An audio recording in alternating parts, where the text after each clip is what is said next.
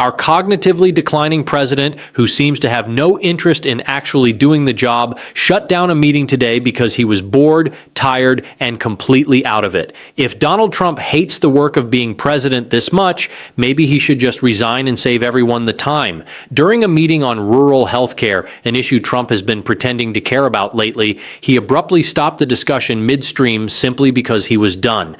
Not because the topic wrapped, not because anything concluded, but because he was bored, exhausted, and uninterested. The room was stunned. And yes, we're going to get into that moment. But before we do, if you could quickly leave a like on this video, and if you enjoy the channel, hit subscribe. It goes a long way in supporting what we do here. Now, before we break down the exact moment Trump decided he was finished with this meeting in front of the press, here's how he started, by lying about healthcare and making up statistics. In this next clip, watch how he spins it. It did. It went down either a quarter of a point or an eighth of a point, tiny. And now think of what we're doing. We're bringing medicine down by many times. Nobody's ever seen. And there are two ways of calculating. You could say 1,000%, 2,000, or you could say 90% or 80%. The Democrats want you to say 90 or 80, but there are two ways of calculating it. Well, we brought the prices down by 2,000%, and the money that will be given out, it's going just to me, I'm getting the money. You know Donald Trump's advisors must hate him because they keep letting him say this nonsense out loud. At least when he's on TV, you've probably seen that Fox clip where Howard Lutnick tries to defend him, saying something like, well, the president meant a 400% decrease, and then proceeds to do the world's most confusing math problem on live television. And sure, going from 80 to 20 and back to 80 again involves some kind of percentage math, but I'm not about to embarrass myself calculating that in real time either. The point is, they defend the number, but they never tell Trump to stop saying it. They just let him continue embarrassing himself publicly. And if this is the kind of hard data going into the Trump healthcare plan, the greatest, biggest, best plan ever, very strong marketing, I don't have high expectations for it actually working in the real world.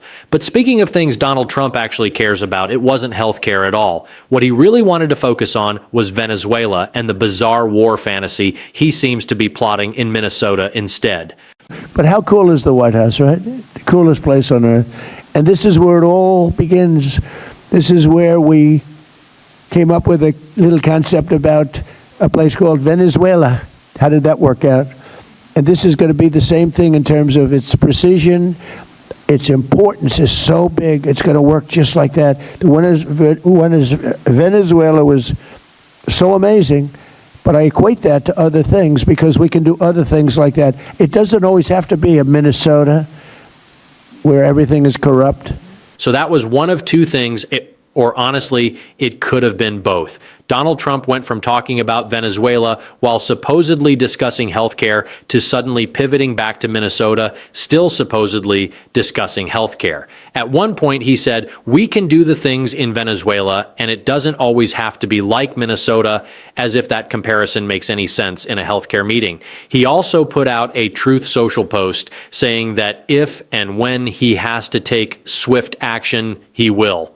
That sounds a lot like the same threats he's made toward Maduro in the past, this idea that everything will be quick, clean, and easy.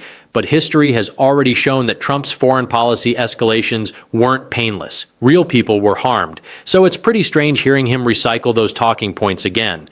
And it raises the question, what does Trump think he's talking about here? Is he seriously fantasizing about action against Minnesota officials? Is he imagining some scenario where he scoops up Tim Walz and drags him off to prison in New York? I'm not even joking. I hesitate to say that out loud because I don't want to give them ideas. But is it actually out of the realm of possibility that Trump would try to criminalize a political opponent for no legitimate reason? If that's not what he's hinting at, then the alternative is that Trump just has a completely scrambled political brain and can't stop lashing out at people. And to be clear, that's exactly what he did moments later to Senator Dan Sullivan of Alaska, randomly grilling him about Lisa Murkowski like this was some petty personal score settling session instead of a health care meeting. My state, this fund that I want to talk about, but what you've done on the drug pricing is even... Ben, will you get Lisa Murkowski to vote for it? She voted for it. No, are you going to get her to vote for the great, big, beautiful health care bill that we're doing. When we get that, I think MFN drug pricing, I bet No, every are you gonna get her to member vote of for it? Congress Are votes you going on to that. get her to vote for it? We'll work on it, sir. We'll work on it. So let me actually talk a little bit about the context of what's going on in Alaska. So all of that basically set the stage for Trump's meltdown moment. He was already irritated. He'd been stewing all morning. He's thinking about Lisa Murkowski calling out Kristi Noem. He's thinking about Republicans sniping at him. He's thinking about Don Bacon warning that the GOP might actually impeach him if he tries to invade Greenland. His party is a mess, and he knows it. So he turns to Dan Sullivan and asks, is Lisa Murkowski going to vote for this? And Sullivan essentially signals that the answer is probably no. And honestly, I wouldn't even assume that Murkowski voted for the so-called big, beautiful spending bill and then immediately got burned by it, which anyone paying attention could have predicted. But the bigger takeaway is that Trump was visibly frustrated. He was in his feelings, annoyed, and increasingly checked out. And that's when he decided he'd had enough. He didn't want to keep pretending to be engaged. He didn't want to do the actual work of being president, and he sure didn't want to sit through a healthcare meeting. So he just sat there looking irritated and half asleep, and then abruptly announced he was wrapping it up, as if the meeting was some boring chore instead of part of running the country. Northeastern Pennsylvania, clinics and regional hospitals, rural hospitals are the backbones of our communities. So making a targeted investment that is not just going to Band-Aid over poor operational procedures, it's going to actually transform rural health. We're going to have to go very fast. We're going to have to go we are way behind schedule, and I have a couple of meetings that are very important. Nothing more important than this, but let's go. Come on, Bob. Rob? Fire round. Please. Mr. President, thank you very much for having me here today, and I represent investment. Thank you. Thank you. Thank you. Thank you for being here. 1 minute. If Trump actually had something urgent to get to, someone would have signaled it. Presidents don't personally cut off meetings, staff do. If Trump wanted to sit there all day, he could. He doesn't. He was simply bored, tired, annoyed, and ready to leave. And honestly, if he hates the job this much, he should just go back to TV. He could get a primetime slot on Fox, replace Jesse Waters, maybe even try Late Night with Gutfeld. Everyone would be happier. What makes this so absurd is that Trump spent weeks hyping his big, beautiful healthcare ideas, and when it came time to actually talk about rural healthcare, he checked out. Hospitals are shutting down across the Midwest, and the man can't stay awake through a briefing. He wants applause and fast food, not policy. And the funniest part? There is no plan. Nothing to explain. Nothing to pitch. Trump is just bored by the thought of work. Carolyn tried to spin it for him, and Jen Psaki immediately shut it down. End of story. There have been multiple instances of American citizens being detained by ICE, and I'm wondering what the administration is asking the agency to do. What steps is the administration asking the agency to take to ensure that Americans are not wrongly arrested? Nandita, I hate to break it to you, but the truth is that the Trump administration is doing nothing to prevent U.S. citizens from being detained by ICE. In fact, today the ACLU filed a class action lawsuit against the Trump administration, alleging that ICE isn't just detaining U.S. citizens, they are racially profiling.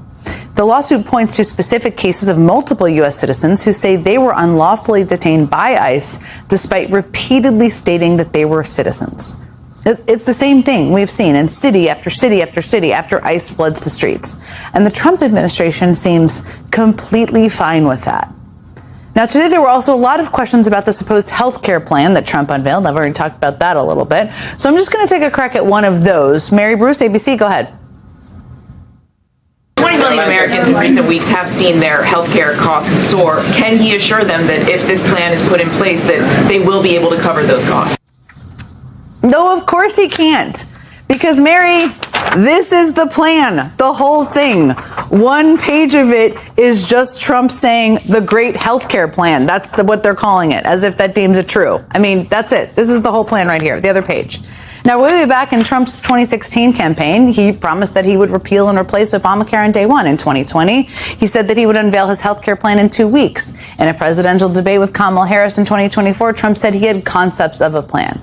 Now, today, Trump is claiming he has a framework of a plan. And this is it. This thing I just showed you.